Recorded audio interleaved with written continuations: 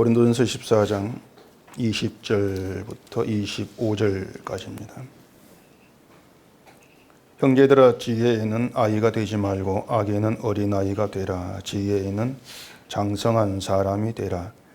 율법에 기록된 바 주께서 이르시되 내가 다른 방언을 말하는 자와 다른 입술로 이 백성에게 말할지라도 그들이 여전히 듣지 아니하리라 했으니, 그러므로 방언은 믿는 자들을 위하지 아니하고 믿지 아니하는 자들을 위하는 표적이나 예언은 믿지 아니하는 자들을 위하지 않고 믿는 자들을 위함이니라.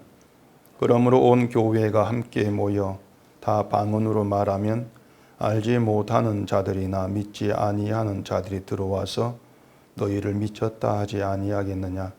그러나 다 예언을 하면 믿지 아니하는 자들이나 알지 못하는 자들이 들어와서 모든 사람에게 책망을 들으며 모든 사람에게 판단을 받고 그 마음에 숨은 일들이 드러나게 되므로 엎드리어 하나님께 경배하며 하나님이 참으로 너희 가운데 계신다 전파하리라. 아멘. 기도하겠습니다. 말씀이 우리에게 하나님의 뜻이 무엇인가를 명백히 드러내고 있음에도 불구하고 우리는 늘 내 고집을 앞세웁니다. 나를 바라보고 세상을 보면서 이 세상에서 내가 어떤 가치 있는 존재로 서게 될까, 이러한 궁리에서 헤어나지를 못하고 살아갑니다. 오늘 시간 주의 말씀이 우리에게 무엇을 가르치시는가를 깨달아 알게 하시고 말씀이 인도하는 그 세계에서 우리 주님으로 인한 감사가 충만한 복된 시간 되게 해주시옵소서. 예수님 이름으로 기도합니다. 아멘. 우리가 성경을 보면서 신비한 기적에 대한 내용이 나오면 나도 저런 경험을 좀 해보고 싶다, 그런 충동들을 좀 많이 느낍니다. 교회를 다녀도 좀 밋밋하다는 생각들을 하는 경우가 좀 있죠. 와가지고 예배 드리고 돌아가는 거, 이게 전부일 때는 좀 예배 드리는 것이나 신앙생활이 좀 심심하다, 밋밋하다, 그런 생각들을 하는 경우가 좀 있습니다. 그래서 기적이라고 할 수 있는 그런 경험들을 좀 하게 되면은 소위 신앙생활이 좀 뜨겁게 달라지지 아니할까, 그런 생각들을 하는 것이죠. 대체로 기독교인들이 보면은 그 선호하는 신앙생활이 뜨거운 거예요. 내가 뜨거워지고 좀 뭔가 신앙이 살아있다고 내가 느낄 만한 그런 것들을 좀 체험하고 그런 걸 자꾸 소원을 하게 되는 것이죠. 뜨거운 신앙생활을 한다 생각이 되면은 내가 믿음이 있다는 확신과 느낌이 들지 않겠는가, 그런 것이죠. 그런데 그 뜨거운 신앙생활이라고 하는 것이 그 속을 이제 들여다보면 결국에는 자기의 감정적인 열정입니다. 자기 열정에 지나지를 않습니다. 그렇게 감정적인 열정인 것을 마치 뜨거운 신앙인 것처럼 착각을 하고 있는 것이죠. 이렇게 어떤 신비한 체험을 하고 싶다, 뜨거운 신앙 생활을 하고 싶다, 이렇게 이제 자꾸 생각이 되는 게 뭐냐면은 내 신앙을 갖고 싶은 욕구입니다. 내 신앙, 좀 번듯한 내 신앙, 그렇게 나를 만들고 싶다는 그런 욕구예요.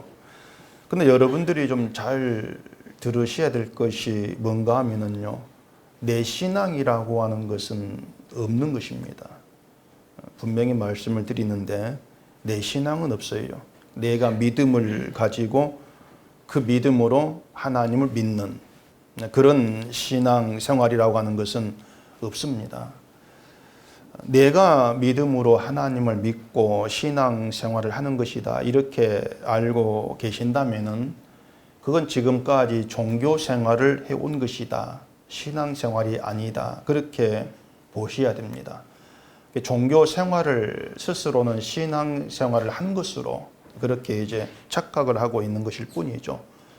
근데 기독교인들이 신앙을 저마다 자기 것, 내 것으로 이제 생각을 하다 보니까 교회로 모여서 하는 것들이 뭔가 하면은 이제 서로 신앙을 이제 견주는 겁니다. 늘 크게 튀어나올 수밖에 없는 거예요. 신앙을 좀 놓고 비교하면서 내가 좀 더 잘한다 싶으면 내가 낫네. 그런 우월감을 자꾸 이제 가지는 것으로 나갈 수밖에 없는 겁니다. 신앙생활은 믿음으로 사는 겁니다. 말을 좀 바꾸십시다. 믿음으로 산다 하지 말고 믿음에 의해 산다. 이렇게 좀 바꾸십시다. 믿음으로 사는 것이나 믿음에 의해 산다는 것이나 뭐 어버치나 매치나 같은 것이 아니냐. 뭐 이런 생각을 할 수가 있는데 이 사람이 자꾸 말에 따라서 해석이 좀 달라져서 그래요. 믿음으로 산다. 믿음으로 사는 게 신앙생활이다. 이렇게 얘기를 하면 어떤 생각을 자꾸 끌어내는가 하면은 그럼 내가 어떻게 하는 것이 어떻게 사는 것이 믿음으로 사는 것이지? 그런 생각을 끄집어내는 겁니다. 내가 어떻게 하는 게 믿음으로 사는 것일까? 그러니까 믿음으로 산다는 것을 믿음을 가지고 내가 뭔가를 일하는 거, 하는 거, 그게 있어야 믿음으로 사는 거. 그렇게 간주하려고 하는 것이죠. 그래서 믿음에 의해 산다. 이렇게 이제 얘기를 하게 되어지면은 내가 믿음으로 뭔가를 하고 있는 것이 아니고 믿음이 나를 다스리고 다루고 살게 하고 이렇게 이해를 하실까 봐서 믿음에 의해 산다. 이렇게 얘기를 이제 말씀을 드리는 겁니다. 물론 뭐 어떻게 얘기를 한다고 해도 신앙을 자기 것으로 간주하고 있는 그런 사고방식의 사람이라면 결국 자기 멋대로 이제 해석을 뭐 하게 되겠지만은 조금이라도 오해할 수 있는 빈미를 좀 안 드리고 싶어서 자꾸 말에 제가 좀 주의를 하는 거예요. 내 신앙이 없다면은 내가 하는 신앙 생활도 없는 겁니다. 이 말은 여러분들이 무엇을 하시든지 간에 그걸 가지고 내가 신앙생활을 하고 있다 이렇게 여긴다면 그건 몽땅 다 가짜라는 겁니다. 여러분들이야 뭐 이런 말을 뭐 자주 들어서 이제 그러려니 하고 전혀 안 놀래요. 좀 표정들이 넘어가시겠지만은 이걸 기존교회가 들으면요 돌도 쫓아올 그런 말입니다. 신앙생활을 잘해야 된다는 것이 지금 교회에 이제 굳어지는 사고방식인데 여러분이 뭘 하든지 간에 그게 신앙생활이 아니고 그걸 신앙생활로 여기는 가짜입니다. 이렇게 얘기하면은 얼마나 화가 나겠습니까? 근데 신앙생활을 잘해야 된다고 생각을 하게 되어지면은요 결국은 그 신앙생활을 잘하기 위해서 내가 노력을 해야 되고 힘써야 될 부분이 있을 수밖에 없는 거예요. 잘하기 위해서. 이제 그게 신앙생활을 피곤하게 만드는 그런 이유가 이제 되는 것입니다. 그러니까 신앙생활을 내가 잘한 게 있으면 하나님께서 그런 걸 기뻐하실 것이라는 착각이 있는 것이고 또 우리에게서는 하나님을 기쁘시게 할 만한 그런 어떤 생활이 나올 수가 없는 것인데 자꾸 나온다고 주장을 하고 고집 부리고 있는 이게 착각인 것이고 하나님을 대적하고 있는 그런 종교인의 모습이 지나지를 않는다는 거예요. 하나님은 우리가 이걸 바칩니다. 이렇게 내세우고 있는 것을 기뻐하는 것이 아니고요. 하나님께서 우리에게 베푸신 것이 있습니다. 그 베푸신 것을 우리에게서 있는 것으로 기뻐하신다는 거예요. 그러니까 하나님 베푸신 걸 찾으시는 거예요. 내가 만들어내는 것이 아닌 것이고 그렇기 때문에 항상 우리 자신에 대해서 확인해야 되는 것이 뭐냐면 하나님께서 내게 베푸신 거, 내게 주신 거 그게 나에게 있는지 그리고 그것 때문에 내가 감사하고 있는 것인지 늘 그렇게 우리를 확인할 수 있어야 한다는 것입니다. 우리가 계속해서 지금 살펴보고 있는 어떤 그 방언, 예언도 그런 차원에서 이제 생각을 하고 접근해야 될 그런 문제가 되는 거예요. 근데 이제 말씀을 드린 것처럼 신앙을 내 신앙 이렇게 생각을 하게 되어지면은 내 신앙을 이제 멋있게 만들고 싶어 하는 것이고 신앙을 멋있게 만들기 위해서 방언 어떤 이제 그런 것들을 구하고 필요로 하고 그렇게 되어지는 것이죠. 그러니까 이 성령 받은 증표로 여기는 방언을 내 신앙을 치장하기 위한 그런 도구로 여겨버린다는 것입니다. 방언을 못하는 것보다도 방언을 하는 게 내 신앙을 더 좋게 보일 수 있는 것이 아닌가. 그런 생각이 있는 것이죠. 바울이 그런 생각을 크게 지금 경계를 하고 있는 거예요. 그런 신에 거짓된 것이고, 그런 사고방식에서 어떤 신앙생활을 한다고 해봐야 평생 동안 헛된 그러한 길로 가는 것밖에 안 된다고 하는 겁니다. 지난주 오후에 그 해 아래 새 것이 없다, 그 말씀을 드렸었는데, 이미 있던 것이 후에 다시 있고 이미 한 일 후에 다시 한다. 모두가 다 옛 것일 뿐이다. 그렇게 말씀을 드렸었죠. 그러니까 인간이 구원받고 싶고 또 천국에 가고 싶어 하고 복받고 싶어 하고 내가 신앙생활을 잘해가지고 하나님을 기쁘게 하고 싶고 이런 모든 것이 옛 것이라는 거예요. 옛 것이다. 옛 것이라는 게 뭐냐면은 이 아담 이후로부터 다 있어 왔던 것들이다, 그 뜻입니다. 다 예전에 있어 왔던 것들이야. 그러니까 인간이 그런 식으로 내가 복받고 싶고 내가 구원받고 싶어가지고 하나님 기쁘게 뭔가 해볼까 이런 식으로 신앙생활 해왔던 거, 그렇게 하나님 믿어왔던 거, 이것이 옛 것이다. 옛날부터 다 그렇게 살아왔어. 그런 의미가 되는 것이죠. 그리고 그 중심에는 결국은 자기를 위해서 이게 자리하고 있는 겁니다. 나를 위해서. 그렇게 인간은 결국 나예요. 나를 위해서 선악과를 먹은 인간 죄성으로 살아왔기 때문에 모든 것이 다 옛 것이다. 다 이전에 있었던 것들이다. 이렇게 얘기를 한단 말입니다. 그럼 새 것이 뭐라 그랬습니까? 새 것은 아담이 아닌 예수님께로부터 시작된 게 새 것이라고 했잖아요. 예수님께로부터 시작된 거. 인간이 복받고 싶으면 옛 것인데 예수님을 복으로 소망한단 말이에요. 예수님이 나의 복이야. 복으로 소망하는 게 새 것이에요. 그러한 믿음은 세상에 없는 것이죠. 주님을 시작한 것이죠. 내가 행복해지고 싶고 성공하고 싶어서 하나님 찾는 거, 이게 옛 것인데 난 행복해질 자격이 없고 난 실패하는 게 마땅해. 그렇게 자기를 여기는 그러한 것이 예수님으로 시작한 새 것이에요. 그건 세상에 없는 방식이라는 얘기죠. 그렇다면은 교회에서 드러나야 되는 것이 옛 것이겠습니까? 새 것이겠습니까? 당연히 새 것이지 않습니까? 교회가 드러낼 것은 예수 그리스도의 피로 사신 교회인 것이고 또 예수의 몸낸 교회라면은 당연히 교회는 주로부터 시작됐기 때문에 새 것으로 드러나야 한다는 거예요. 그 교회라는 얘기입니다. 그러니까 그리스도의 방식, 예수 그리스도만 증거되어야 한다는 것이죠. 그리고 예수 그리스도만 증거된다 했을 때 예수 안에서 인간은 언제나 거짓된 존재, 헛된 존재로 드러날 수밖에 없는 거예요. 그렇게 드러나치는 게 교회라는 겁니다. 뭔가 좋은 일 하고 어떤 그럴듯한 일을 하고 이게 교회가 아니고 늘 헛된 존재로 거짓된 존재로 드러나지는 거, 이게 교회다. 이러한 방식이 세상에 없단 말이에요. 그래서 새 것이 이렇게 얘기하고 있는 것이죠. 오늘 본문도 이제 이런 교회됨과 연결해서 이해할 필요가 있습니다. 20절 보십시다. 형제들아, 지혜에는 아이가 되지 말고 악에는 어린아이가 되라. 지혜에는 장성한 사람이 되라.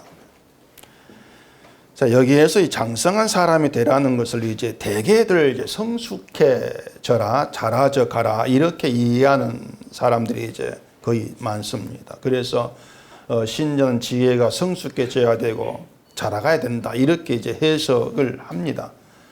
근데 그렇게 해석을 하게 되면은요, 악에는 어린아이가 되라, 이런 말의 의미가 좀 애매하게 돼버립니다. 뭐 말을 갖다 붙이려면야 뭐 얼마나 가능하긴 해요. 갖다 붙이면은 어린아이를 아직 자라지 않은 그런 어린 모습으로 얘기를 하면서 신자는 지혜는 성숙해져야 되지만은 악은 자라면 안 된다, 이렇게 말을 갖다 붙일 수가 있습니다. 실제로 그렇게 해석한 사람이 있어요. 지혜는 자라가야 되는데 악은 자라면 안 돼. 악은 늘 어린애 같은 그런 수준이 돼야 돼. 이렇게 얘기를 하는 거죠. 말이 안 되는 거죠, 이것은요. 왜냐하면은 악이라고 하는 것, 죄라고 하는 건 잘하든 잘하지 않든 그 죄예요. 완전히 잘한 악이 있고 덜 잘한 악이 있고 그런 건 아니란 얘기입니다. 죄는 죄예요, 그냥. 그렇기 때문에 20절 내용은 참 이해하기가 그렇게 만만치 않은 그런 내용인데, 먼저 이 바울이 말한 지혜가 뭐냐 하면은 그 고린도서 1장 24절에서 분명히 얘기를 합니다. 오직 부르심을 받은 자들에게는 유대인이나 헬라인이나 그리스도는 하나님의 능력이요 하나님의 지혜니라. 이렇게 이제 바울이 하나님의 지혜를 그리스도로 그렇게 못 박아 얘기를 하고 있죠.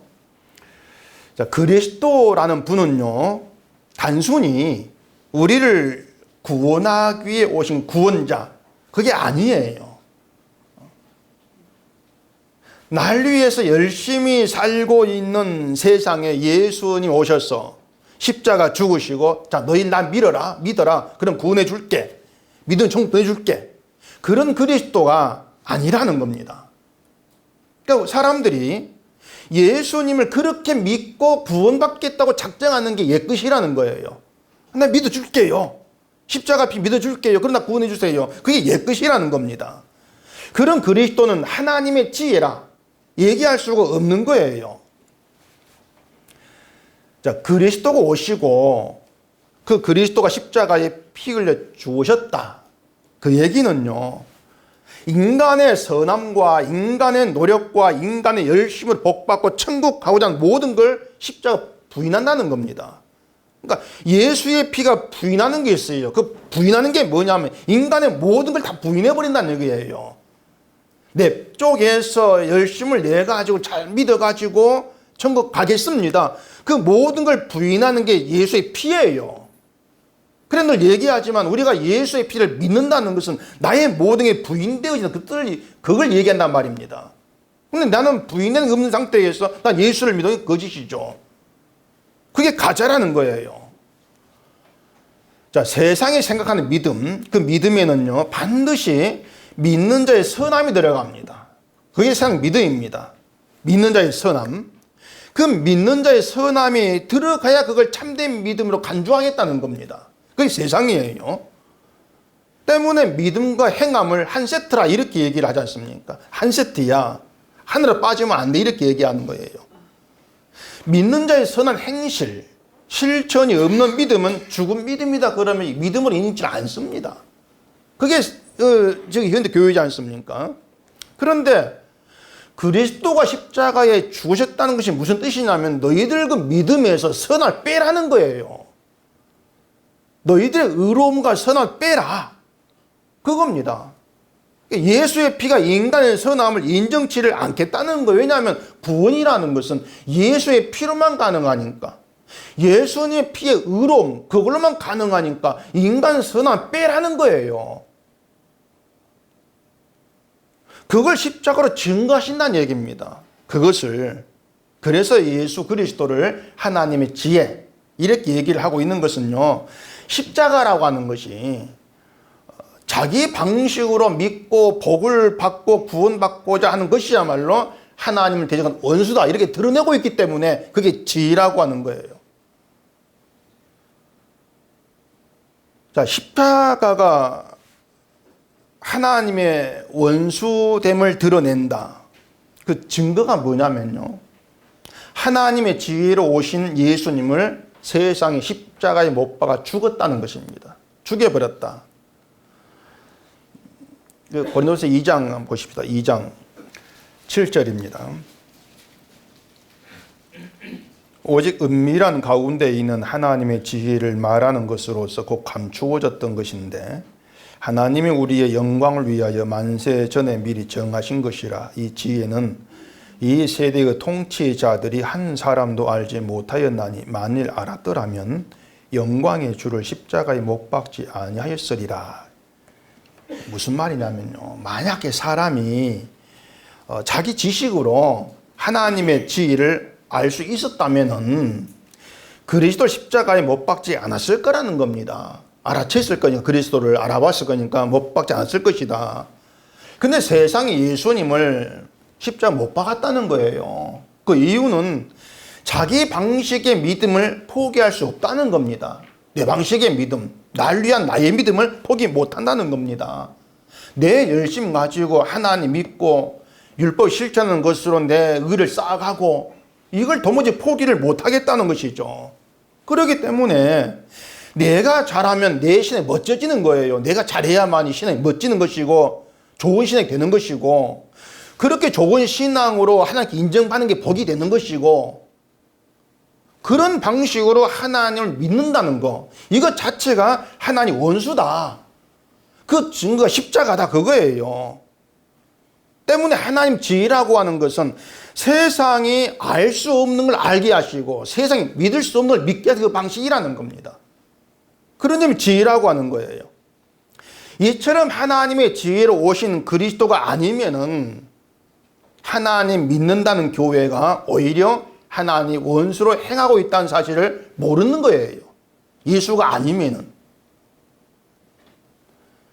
이러한 하나님의 지혜에 장성한 사람이 되라는 겁니다. 장성한 사람이라는 것은 더 잘할 것이 없는 사람, 그렇게 생각하세요. 더 잘할 것이 없는 사람을 장성한 사람 본다면 완성, 완전, 그런 의미로 볼 수가 있는 겁니다. 그렇다면 신앙의 신자의 완전함, 신자의 완성을 어떻게 이해를 할 수 있는가 하면요, 완전하신 예수 그리스도로 시작하면 되는 거예요. 이 기독교 신앙이 왜 자꾸 성경서 어긋나고 이 종교의 모습으로만 자꾸 드러나는가 하면요, 늘 나로부터 시작을 하는 겁니다. 나로부터. 그게 문제인 거예요. 나로부터 시작을 하기 때문에 내가 믿는다, 내가 방언한다, 내가 예언한다, 모든 걸 자기 것으로 자꾸 챙긴단 말입니다. 내가 했어, 내 것 챙기는 거예요. 근데 우리가 나로부터 시작을 하는 게 있다면 그건 죄예요, 그것이. 그게 악한 거예요. 그게 원수된 거예요. 악에는 어린아이가 되라고 하는데, 어린아이의 특성이라고 할 수 있는 게 뭐냐면 자기만 아는 겁니다. 그 아이의 특성들이 자기만 안다는 거. 아이는 다른 생각 안 합니다. 자기만 알죠. 그래서 어린아이가 되면은 결국은 내 좋은 것만 챙기고 내 좋은 걸 뺏기지 않으려고 하고, 그리고 온통이지 나 중심인데, 그렇게 어린아이 특성이 있어 나라는 그 중심을 사는 존재 자체가 악이라는 거예요. 그래서 어린아이가 되라, 그 말이 무슨 말이냐면은 어린아이의 그런 특성, 그런 모습에 너희의 그 악함을 보라는 것입니다. 네가 어린아이 상태, 그 상태에 내 악함, 내 중심 살아간 내 악함, 이걸 보라는 거예요. 그래서 악에 대해서 어린아이 되라는 것은 그 자기의 모습에서 어린아이처럼 내 중심에 존재하는 그런 나에게서 악함을 발견했을 때에 그런 나에게서 이 선함이라는 것이 나온다는 것 자체가 불가능하다, 안 된다, 이걸 아는 게 믿음이라는 겁니다. 그 믿음에 의해서 나의 모든 게 부인되어지는 것이 지혜의 장성한 것이다. 그런 믿음이 온전한 것이다. 내가 부인되어지는 믿음이. 그걸 얘기하고 있는 것이죠. 자, 그럼 바울이 왜 이런 말을 하겠냐고 하는 것이에요. 지혜에 장성한 사람이 되고 악에는 어린아이가 되면은 방언을 내가 한다는 것으로 내 신앙을 자꾸 증명을 하고 자랑하는 그것이야말로 은사를 주신 하나님 대적하는 것임을 알기 때문에 그렇단 말입니다. 지혜에 장성한 자로 살아간다면, 내가 부인된 게 지혜에 장성한 자라고 했죠. 내가 부인되어지는 그런 상태에 있다면은 내가 방언을 해, 이걸로 내 신앙을 자랑을 하고 싶고, 이런 모든 것들이 하나님 대적하는 것이다. 그렇게 깨닫게 되어진다는 것이죠. 그래서 여러분들이요, 이 성경을 알고 복음을 알고 이게 중요한 게 아니고요, 여러분이 알고 있고 깨달았다고 하는 그 복음이 여러분을 어떤 사람을 만들어내느냐는 거, 이게 중요한 거예요. 내가 복음을 안다, 나 성경을 알아. 근데 그 아는 것이 난 이만큼 압니다, 그렇게 자기 자랑으로 나와진다면 그 복음 모르는 것이죠. 복음을 안다는 것, 복음의 의식 내가 부인되어지면서 그 복음이 나를 어떤 사람으로 만들어내는가, 나에게서부터 어떤 고백이 나오게 만들어내는가, 늘 그걸 볼 수 있어야 한다는 것이에요. 그런 점에 사람이 어리석고 둔하다 이렇게 할 수 있는 게 뭐냐면은 늘 이런 말에 대해서 난 아니야. 자기를 자꾸 예외로 하려고 한다는 겁니다. 나를 예외로 하려고 하는 거예요. 자, 고린도 교회가 방언을 자기를 증명하는 자랑한 수단으로 여겼다 그랬습니다. 거기 하는 대적하는 이제 원수된 것이라고 말씀을 드렸는데 그 말은요. 원수로 행하지 마세요. 원수가 되지 마세요. 그 뜻이 아니고 우리 모두가 다 하나님의 원수로 살고 있으면 그 뜻이란 말입니다. 우리가 다 원수예요. 그거예요. 원수예요. 왜냐하면 우리는 어느 한순간으로 내 중심에 벗어난 적이 없는 거예요. 내가 원수입니다. 근데 이렇게 말하면 모르긴 몰라도 여러분 내면에 나는 아닌데 뭔가 그렇게 그런 생각이 있을 거예요. 나는 좀 아닌데. 근데 그게 자기 방어고 자기 변호예요. 인간 습성이죠. 하나님이 아담과 하와를 추궁했을 때 드러난 인간 속성이 바로 그거였지 않습니까? 나는 아닙니다. 저것 때문입니다. 결국 뭔가 하면은 나는 항상 좀 착하고 나는 늘 믿음 좋고 나는 신앙생활 잘하고 난 인품 좋고 사람 좋고 늘 그렇게 드러나지고 싶어 하는 겁니다. 목사는 뭐 설교 잘하는 소리 듣고 싶어 하는 것이고 이것이 이제 하나님이 인간 추궁했을 때 드러났던 여자 때문입니다. 뱀 때문입니다. 그렇게 자기 방어, 자기 변호하는 것으로 선악과 뭐 인간 습성이 이런 것으로 그렇게 다 드러났고 이게 우리 실상이라는 것을 보여주고 있는 것이죠. 때문에 신자는요, 이 성경에서 십자가에서 나를 늘 봐야 한다 그 말입니다. 자신을 좀 들여다보시라는 거예요. 그리고 내가 세상을 어떻게 어떤 생각과 어떤 방식으로 살아가고 있는가 이걸 보게 되어지면은 결국 나는 한치의 어긋남이 없이 십자가의 원수다.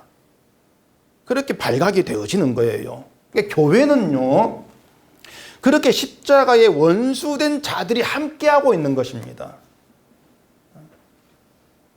그게 교회예요. 십자가의 원수된 자들이 함께하는 거. 근데 십자가의 원수된 걸 모르는 것이 아니고 거기에 딱 발각된 자를 함께하는 거예요. 낱낱이 발각된 자로.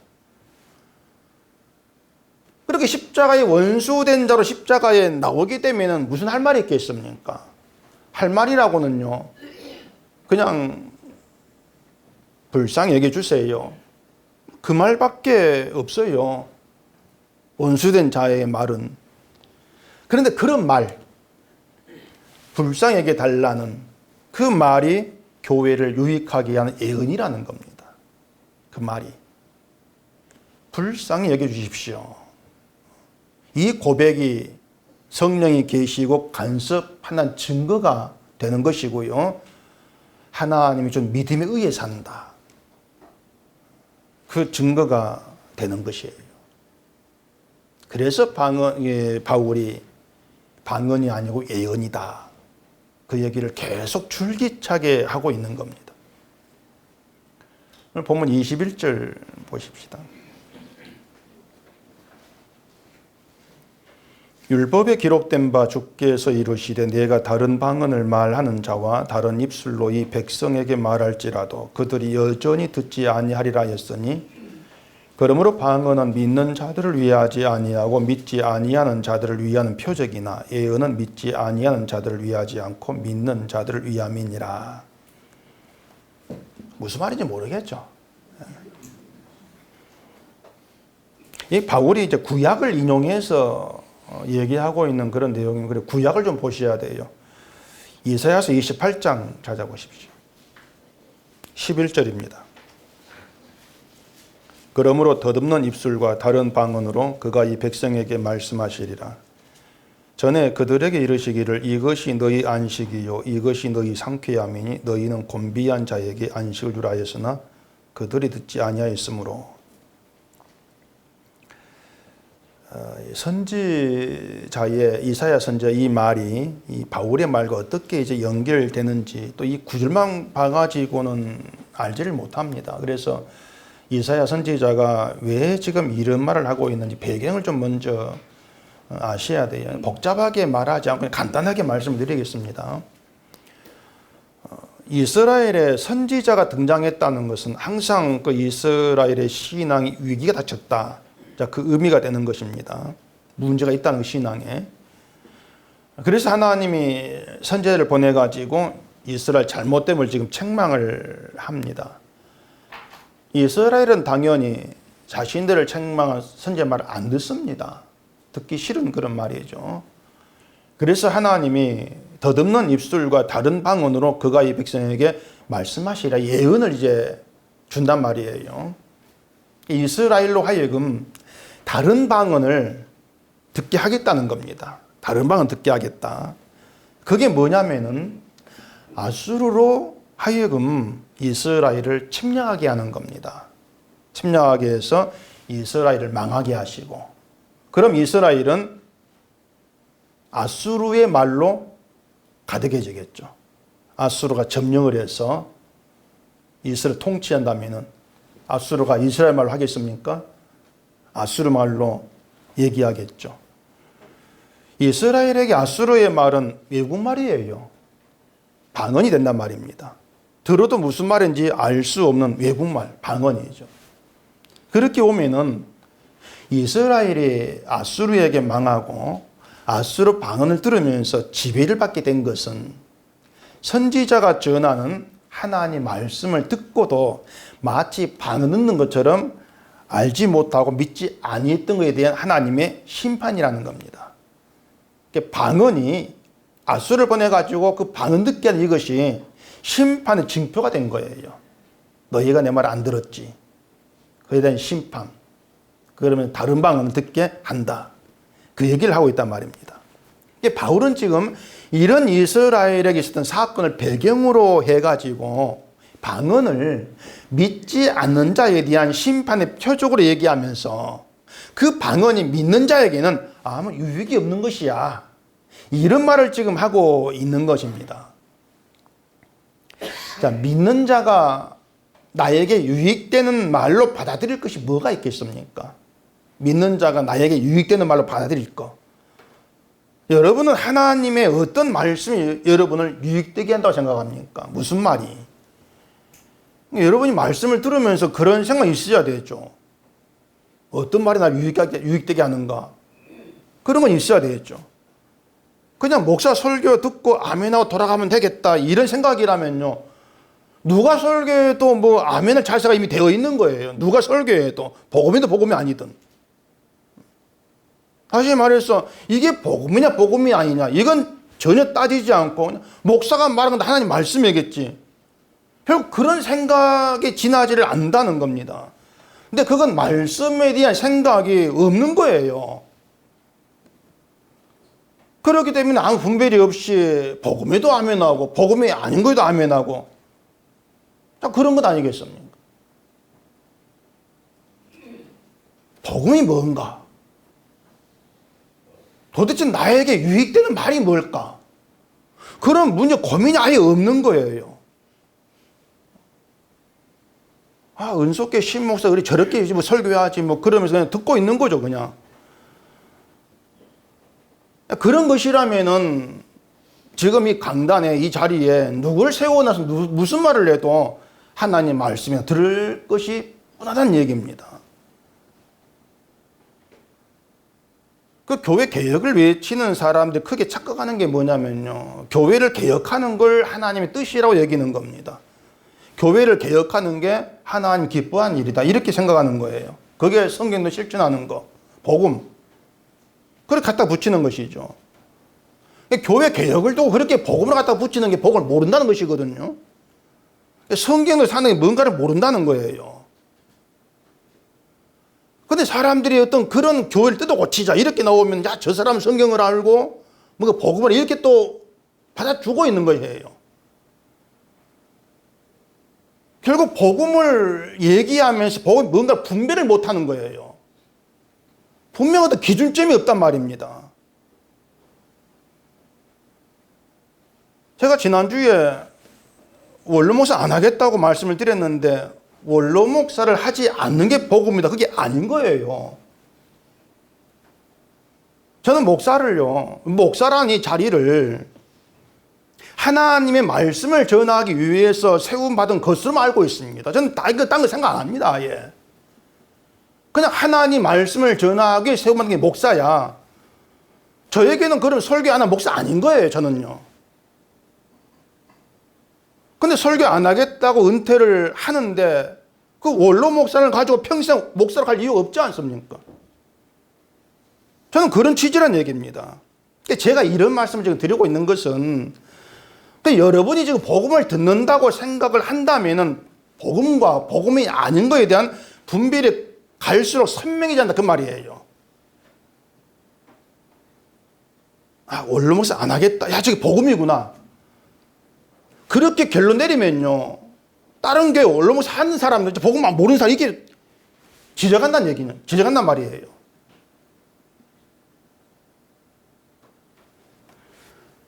결국은 복음을 듣는데도 분별이라고 하는 것이 존재하지를 아니하고 복음과 복음 아닌 것의 경계가 없어진다면은 수십 년 복음이란 걸 들어왔다 할지라도 복음 아닌 말을 들으면은 그게 맞다 돌아가 버린단 말이에요.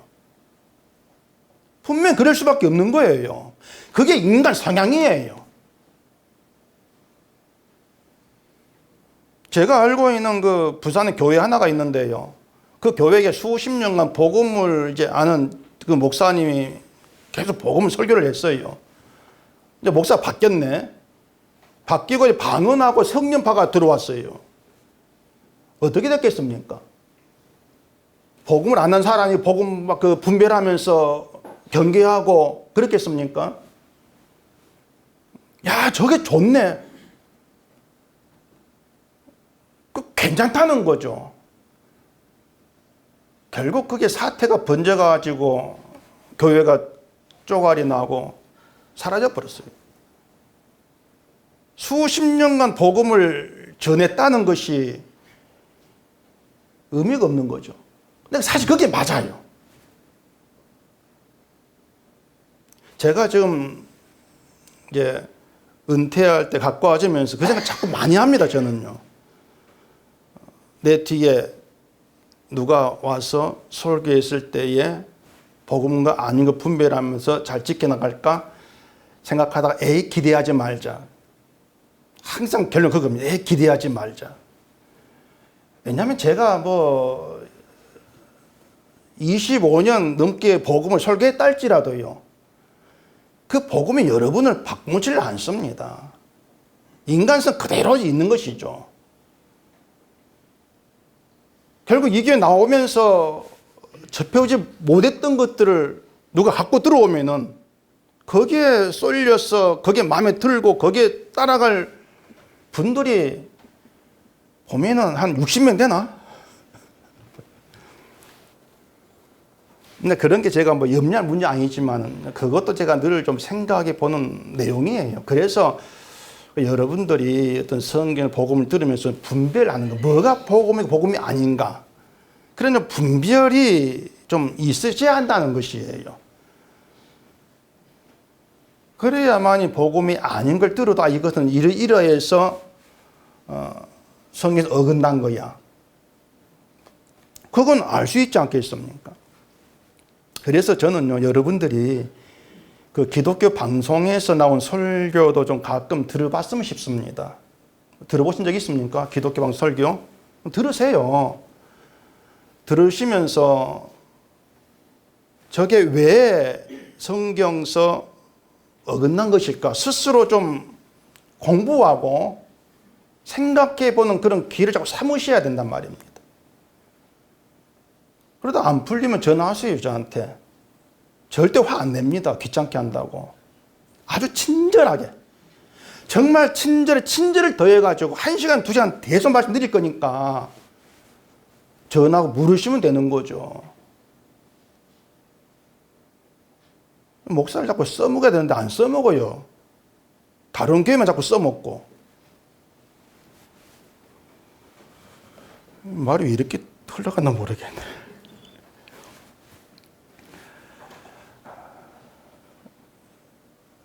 그래서 이 방언이냐 예언이냐 이런 문제를 가지고 바울이 지금 얘기하고 있는 것은 중점이 교회에 있는 거예요. 교회. 그러면서 복음 많은 교회가 어떠한 식으로 드러나지고 증거되고 세워져야 되겠는가. 오직 거기에만 초점을 두고 있는 것이 바울의 심정이다. 이렇게 얘기할 수가 있는 겁니다. 또 보면 24절도 보십시다.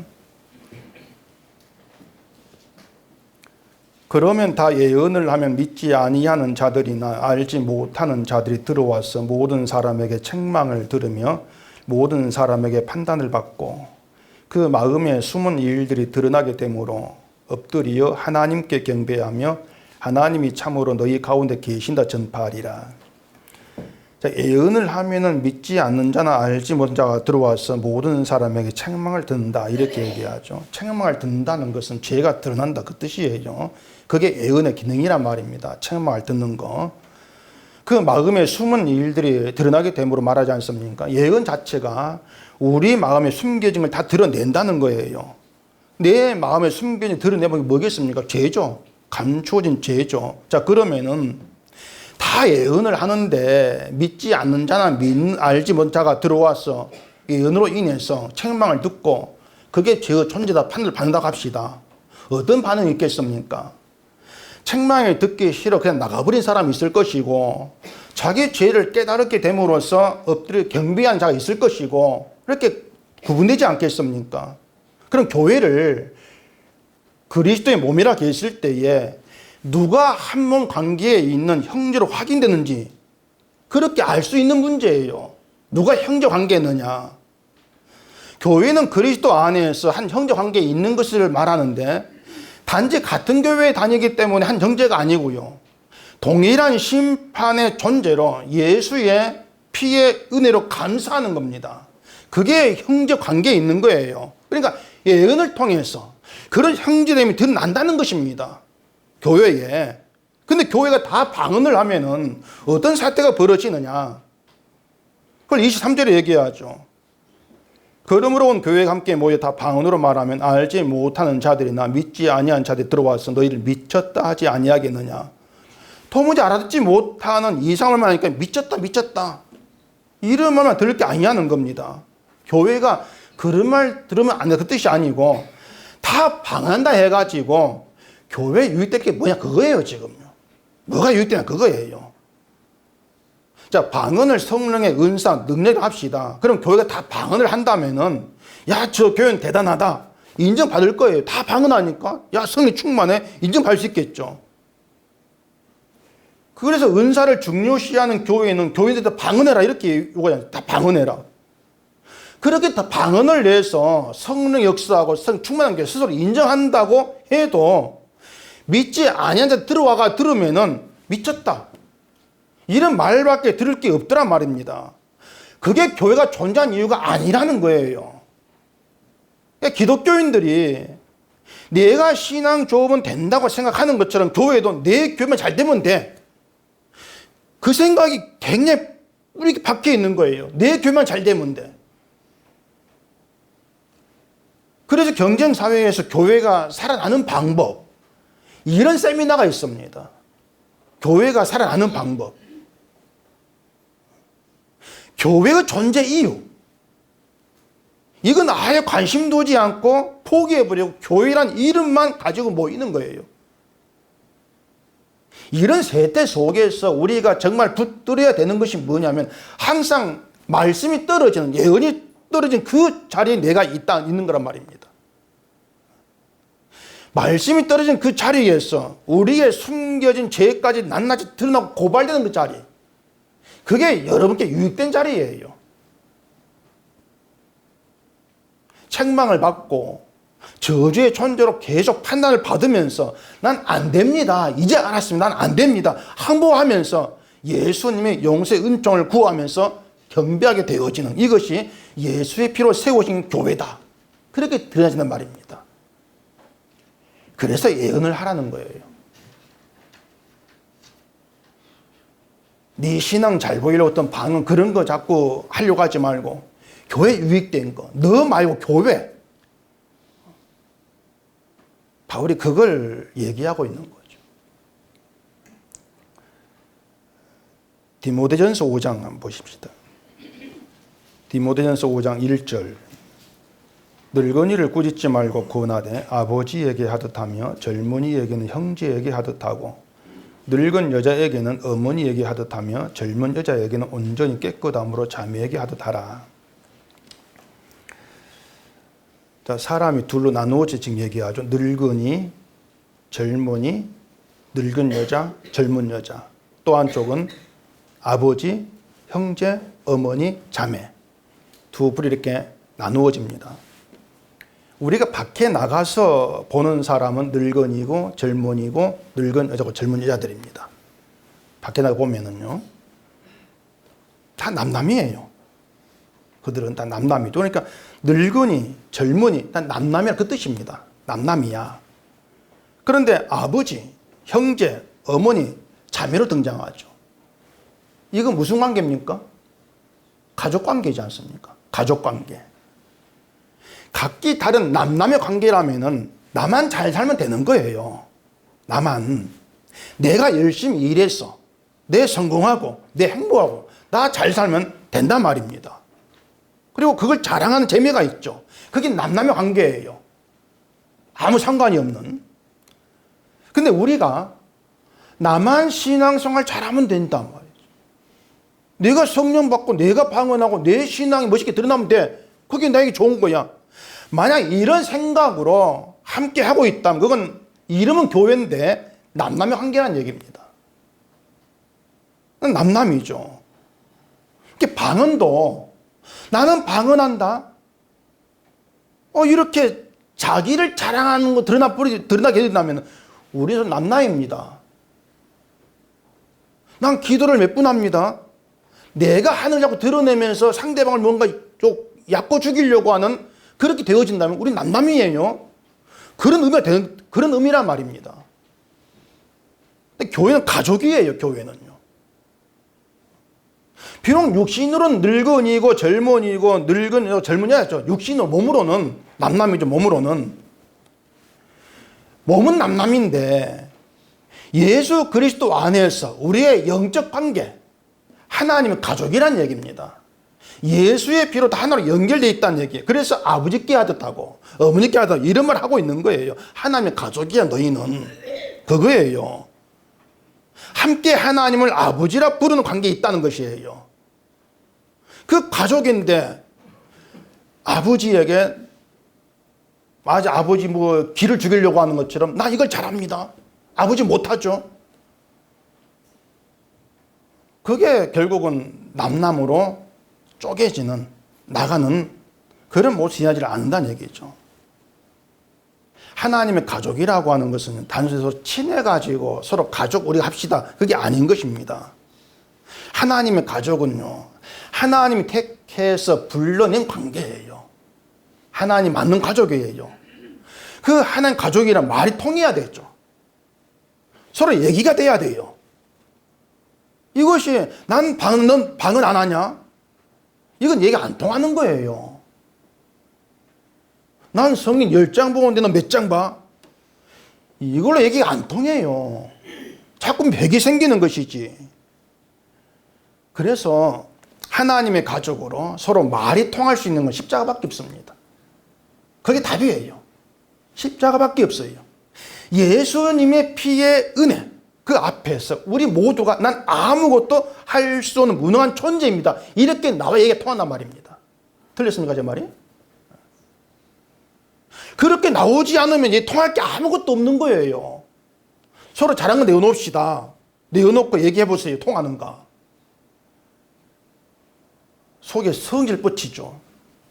누구한테? 하나님한테. 왜 난 안 줍니까? 이것밖에 없는 거예요. 근데 난 아무것도 못한 무능한 존재고요. 난 실패자일 뿐이고요. 나는 하나의 원수일 뿐입니다. 이렇게 만나버리면요. 인간의 건 다 묻혀지고요. 정말 악한 것만 다 들이는 가운데 말이 통하는 것이지. 맞습니다. 우리가 그렇네요. 말이 통하고 동일한 자리에 나가는 거, 십자가는 자리에서. 그게 하나님의 가족이란 얘기입니다. 그 가족됨을 드러내기 위해서 예언을 하라는 거예요. 누가 가족이냐? 그래서 교회는요, 누가 이 말 듣기 싫다고 나갈지 않을까? 이런 염려를 할 필요가 없습니다. 이렇게 설교하면 누가 듣기 싫어 나가지 아니할까? 저에게는 그런 염려가 아예 없습니다. 정말 없습니다. 간땡이를 부었죠, 그래서. 그래서 이 말 저 말 다 해버리죠, 그냥. 나가려면 나가라! 나고 은퇴한다! 은퇴도 해놓아. 왜냐면요, 그 참된 예언을 통해서 누가 하나님 백성이고 가족인가를 늘 그렇게 분별적으로 드러나야 돼요. 그게 교회예요. 그런 일의 방언은 아무 유익이 없는 거예요. 예언이 유익되어 있는 것이죠. 이것이 다 예언을 해야 될 이유가 된단 말입니다. 우리가 다 하나님의 예언을 얘기하고 하나님의 예언으로 대화가 되는 그런 하나님의 가족 관계로 드러나면서 그랬을 때에 서로 눈치 안 보는 거죠. 서로 눈치 보지 않고 십자가 은혜로 함께 기뻐하는 그런 가족 관계. 그렇게 서로에게 붙들려지는 거. 이걸 교회라. 이렇게 바울이 얘기하고 있는 겁니다. 기도하겠습니다. 우리 아버지 하나님, 바울이 방언과 예언의 얘기를 통해서 드러내지고 있는 교회, 우리가 정말 생각지도 못했던 그런 교회됨을 다시금 깨닫게 되어집니다. 그저 아무 생각 없이 나와서 예배 드리고 설교 듣고 돌아가는 그러한 것이 아니고 정말 깊은 고민과 생각 속에서 무엇이 복음이고 무엇이 십자가를 믿는 것이고 무엇이 교회인가 늘 그런 생각, 그런 고민 속에서 참된 진리를 깨달아 알아간 저희가 되게 하시옵시고 예수의 피로 하나 된 하나님 가족 관계로 더욱더 분명히 드러나지는 저희가 되도록 해주시옵소서. 예수님 이름으로 기도합니다. 아멘.